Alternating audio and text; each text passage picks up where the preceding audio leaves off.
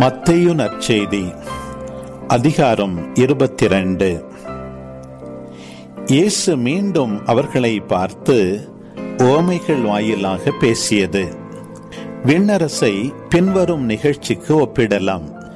அரசர் ஒருவர் தம் மகனுக்கு திருமணம் நடத்தினார். திருமணத்திற்கு அழைப்பு பெற்றவர்களை கூட்டிக் கொண்டு வருமாறு அவர் தம் பணியாளர்களை அனுப்பினார். அவர்களோ வர விரும்பவில்லை. மீண்டும் அவர் வேறு பணியாளர்களிடம், நான் விருந்து ஏற்பாடு செய்திருக்கிறேன், காளைகளையும் கொழுத்த கன்றுகளையும் அடித்து சமையல் எல்லாம் தயாராயுள்ளது, திருமணத்திற்கு வாருங்கள் என அழைப்பு பெற்றவர்களுக்கு கூறுங்கள் என்று சொல்லி அனுப்பினார். அழைப்பு பெற்றவர்களோ அதை பொருட்படுத்தவில்லை. ஒருவர் தம் வயலுக்கு சென்றார், வேறு ஒருவர் தம் கடைக்கு சென்றார். மற்றவர்களோ அவருடைய பணியாளர்களை பிடித்து இழிவுபடுத்தி கொலை செய்தார்கள். அப்பொழுது அரசர் சினமுற்று தம் படையை அனுப்பி அக்கொலையாளிகளை கொன்றொழித்தார். அவர்களுடைய நகரத்தையும் தீக்கிரையாக்கினார். பின்னர் தம் பணியாளர்களிடம், திருமண விருந்து ஏற்பாடாகியுள்ளது, அழைக்க பெற்றவர்களோ தகுதியற்று போனார்கள். எனவே நீங்கள் போய் சாலையோரங்களில் காணும் எல்லாரையும் திருமண விருந்துக்கு அழைத்து வாருங்கள் என்றார். அந்த பணியாளர்கள் வெளியே சென்று வழியில் கண்ட நல்லோர் தீயோர் யாவரையும் கூட்டி வந்தனர். திருமண மண்டபம் விருந்தினரால் நிரம்பியது. அரசர் விருந்தினரை பார்க்க வந்தபோது அங்கே திருமண ஆடை அணியாத ஒருவனை கண்டார். அரசர் அவனை பார்த்து, தோழா, திருமண ஆடையின்றி எவ்வாறு உள்ளே வந்தாய் என்று கேட்டார். அவனோ வாயடைத்து நின்றான். அப்போது அரசர் தம் பணியாளர்களிடம், அவனுடைய காலையும் கையையும் கட்டி புறம்பே உள்ள இருளில் தள்ளுங்கள், அங்கே அழுகையும் அங்கலாய்ப்பும் இருக்கும் என்றார். இவ்வாறு அழைப்பு பெற்றவர்கள் பலர், ஆனால் தெரிந்தெடுக்கப்பட்டவர்களோ சிலர். பின்பு பரிசேயர்கள் போய் எப்படி இயேசுவை பேச்சில் சிக்க வைக்கலாம் என சூழ்ச்சி செய்தார்கள். தங்கள் சீடரை ஏரோதியருடன் அவரிடம் அனுப்பி, போதகரே, நீர் உண்மையுள்ளவர், எவரையும் பொருட்படுத்தாமல் கடவுளின் நெறியை உண்மைக்கேற்ப கற்பிப்பவர், ஆள் பார்த்து செயல்படாதவர் என்பது எங்களுக்கு தெரியும். சீசருக்கு வரி செலுத்துவது முறையா இல்லையா? நீர் என்ன நினைக்கிறீர் என எங்களுக்கு சொல்லும் என்று அவர்கள் கேட்டார்கள். இயேசு அவர்களுடைய தீய நோக்கத்தை அறிந்து கொண்டு, வெளிவேடக்காரரே, ஏன் என்னை சோதிக்கிறீர்கள்? வரி கொடுப்பதற்கான நாணயம் ஒன்றை எனக்கு காட்டுங்கள் என்றார். அவர்கள் ஒரு தெனாரியத்தை அவரிடம் கொண்டு வந்தார்கள். இயேசு அவர்களிடம், இதில் பொறிக்கப்பட்டுள்ள உருவமும் எழுத்தும் யாருடையவை என்று கேட்டார். அவர்கள் சீசருடையவை என்றார்கள். அதற்கு அவர், ஆகவே சீசருக்கு உரியவற்றை சீசருக்கும் கடவுளுக்கு உரியவற்றை கடவுளுக்கும் கொடுங்கள் என்று அவர்களிடம் கூறினார். இதை கேட்ட அவர்கள் வியந்து அவரை விட்டு போய்விட்டார்கள். அதே நாளில் உயிர்த்தெழுதல் இல்லை என்னும் கருத்துடைய சதுசேயர் இயேசுவை அணுகி, போதகரே, ஒருவர் மகப்பேறின்றி இறந்து போனால் அவருடைய மனைவியை கொழுந்தனே மனைவியாக ஏற்றுக்கொண்டு தம் சகோதரருக்கு வழிமரபு உருவாக்க வேண்டும் என்று மோசே உரைத்திருக்கிறார். எங்களிடையே சகோதரர் 7 இருந்தனர். மூத்தவர் திருமணம் செய்து மகப்பேறின்றி காலமானதால் அவருடைய மனைவியை அவர் சகோதரர் திருமணம் செய்ய வேண்டியதாயிற்று. அப்படியே 2ஆம் 3ஆம் 7ஆம் சகோதரர் வரை அனைவருக்கும் நடந்தது. அவர்கள் அனைவருக்கும் பின்பு அப்பெண்ணும் இறந்தார். அப்படியானால் உயிர்த்தெழும்போது அவர் அந்த 7 யாருக்கு மனைவியாயிருப்பார்? அவர்கள் யாவரும் அவரை மனைவியாக கொண்டிருந்தனரே என்று கேட்டனர். இயேசு மறுமொழியாக, உங்களுக்கு மறைநூலும் தெரியாது, கடவுளின் வல்லமையும் தெரியாது. எனவேதான் தவறான கருத்தை கொண்டிருக்கிறீர்கள். ஏனெனில் உயிர்த்தெழுந்தவர்களுள் யாரும் திருமணம் செய்து கொள்வதில்லை. அவர்கள் விண்ணக தூதரை போல இருப்பார்கள். இறந்தோர் உயிர்த்தெழுதலை பற்றி கடவுள் உங்களுக்கு உரைத்துள்ளதை நீங்கள் வாசித்ததில்லையா? ஆபிரகாமின் கடவுள், ஈசாக்கின் கடவுள், யாக்கோபின் கடவுள் நானே என்று அவர் கூறியிருக்கிறார்.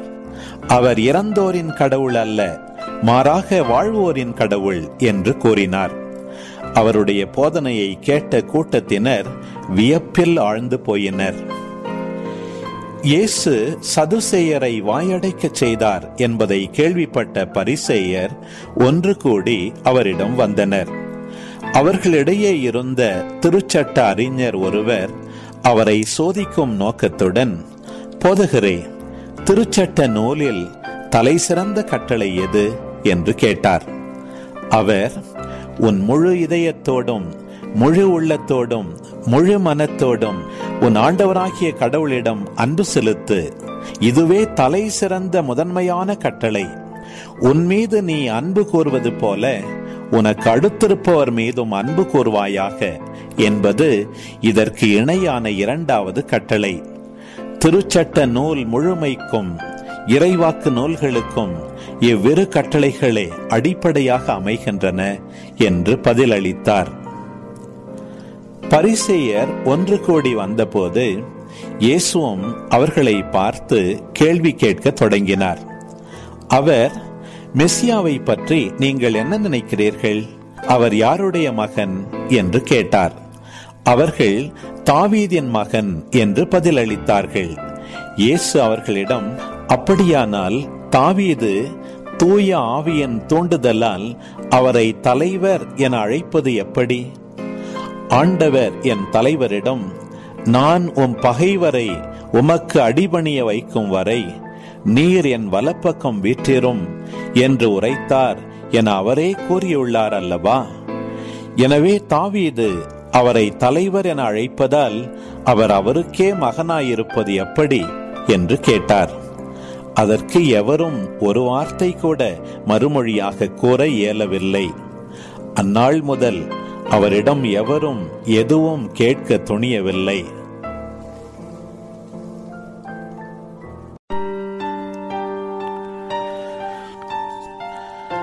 மத்தேயு நற்செய்தி அதிகாரம் 23.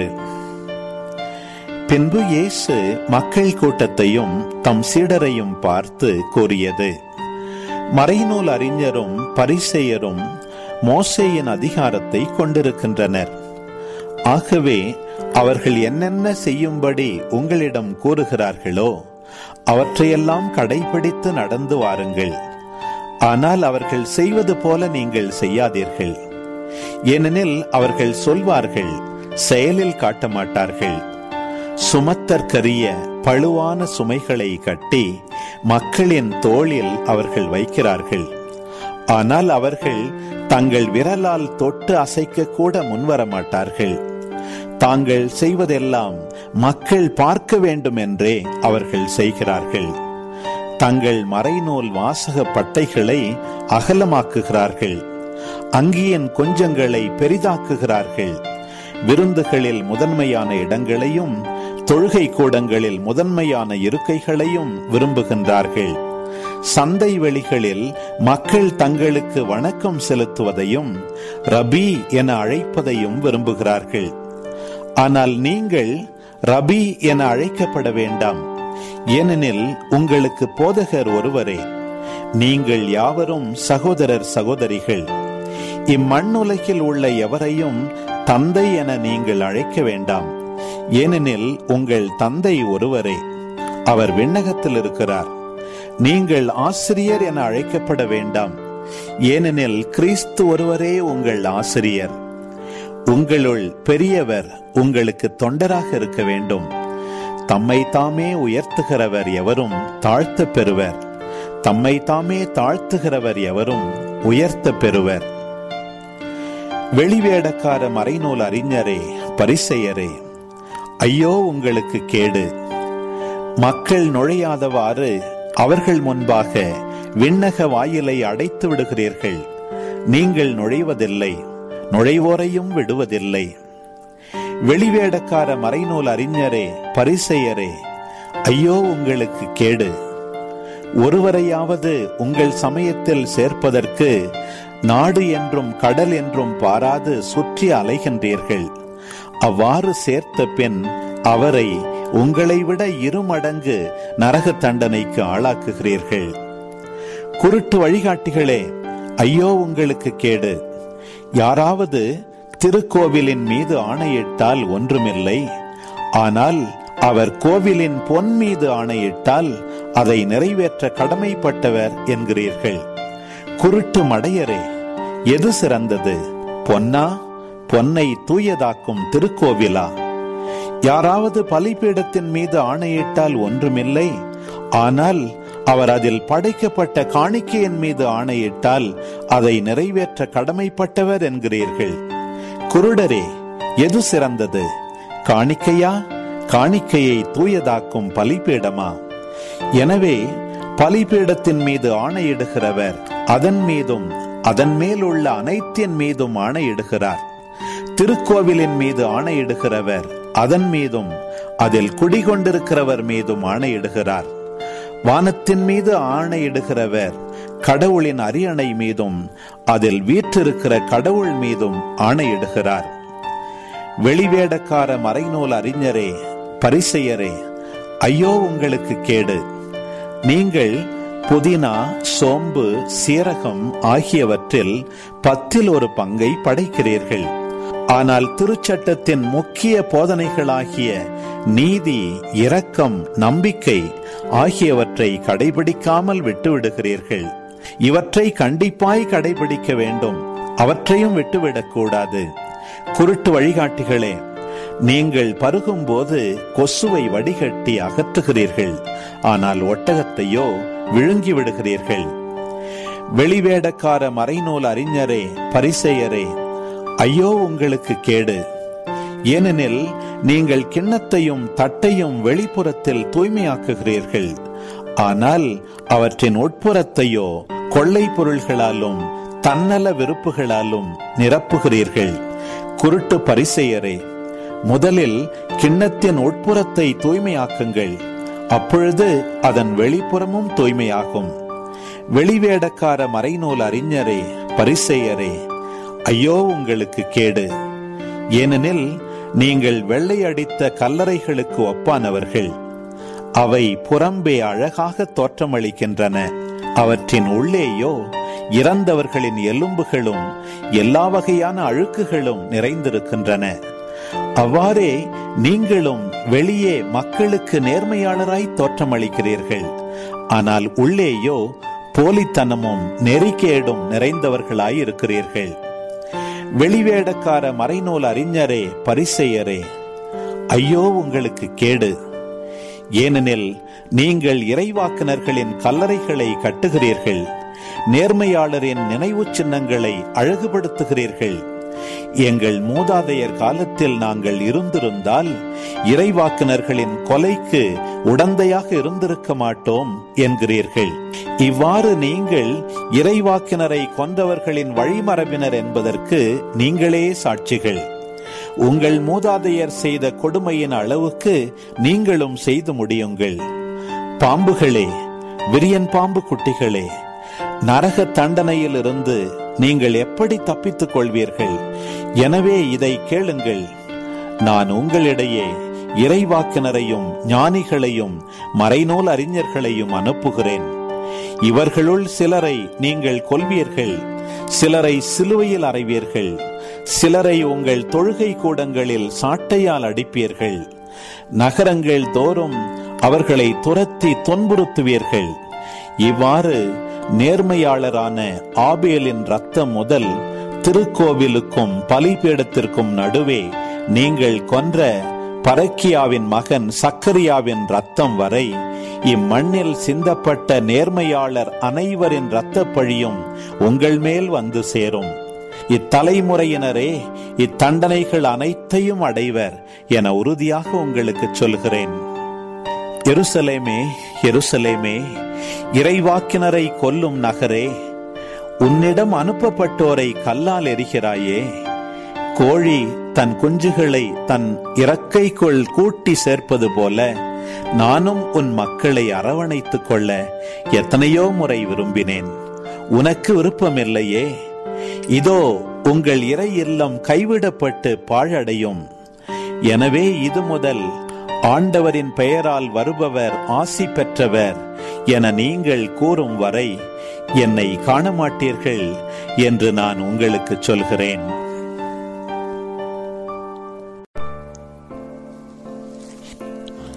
மத்தேயு நற்செய்தி அதிகாரம் 24.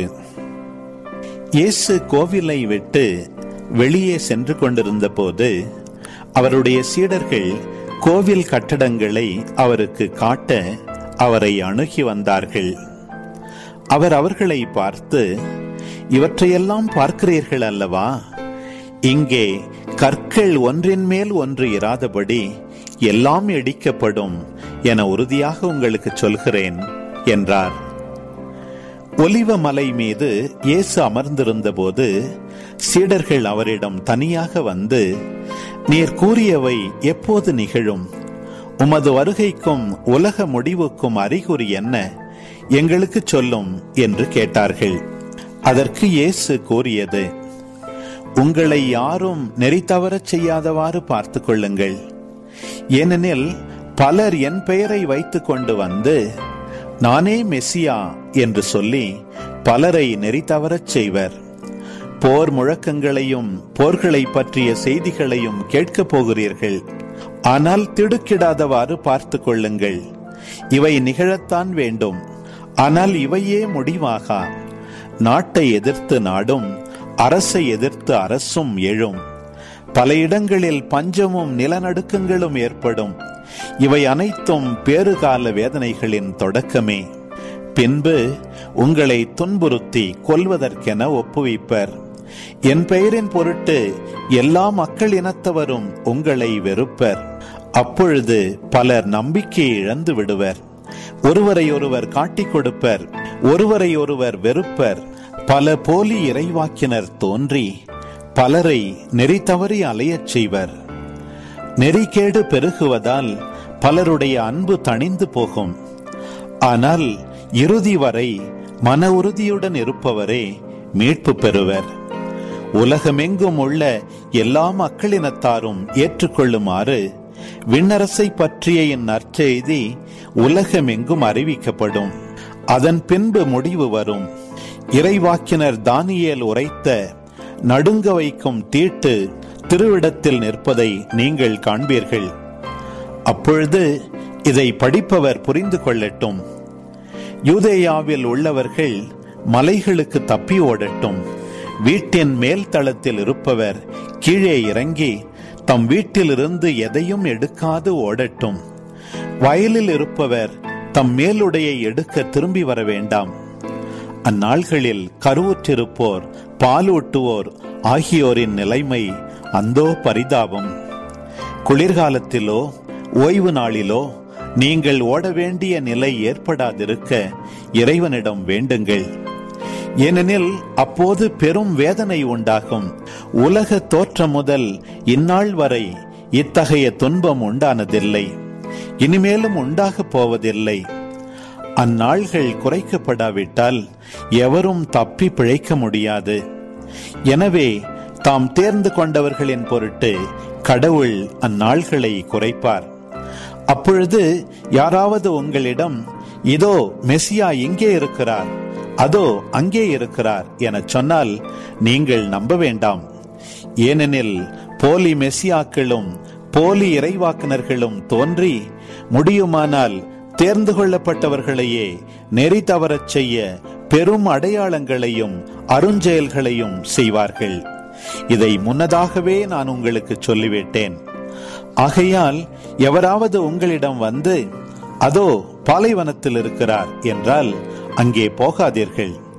இதோ உள்ளறையில் இருக்கிறார் என்றால் நம்பாதீர்கள். ஏனெனில் மின்னல் கிழக்கில் தோன்றி மேற்கு வரை ஒளிர்வது போல மானிட மகனின் வருகையும் இருக்கும். பிணம் எங்கேயோ அங்கே கழுகுகள் கூடும். துன்ப நாள்கள் முடிந்தவுடனே கதிரவன் இருண்டுவிடும். நிலா தன் ஒளி கொடாது. விண்மீன்கள் வானத்திலிருந்து விழும், வான்வெளி கோள்கள் அதிரும். பின்பு வானத்தில் மானிட மகன் வருகையின் அறிகுறி தோன்றும்.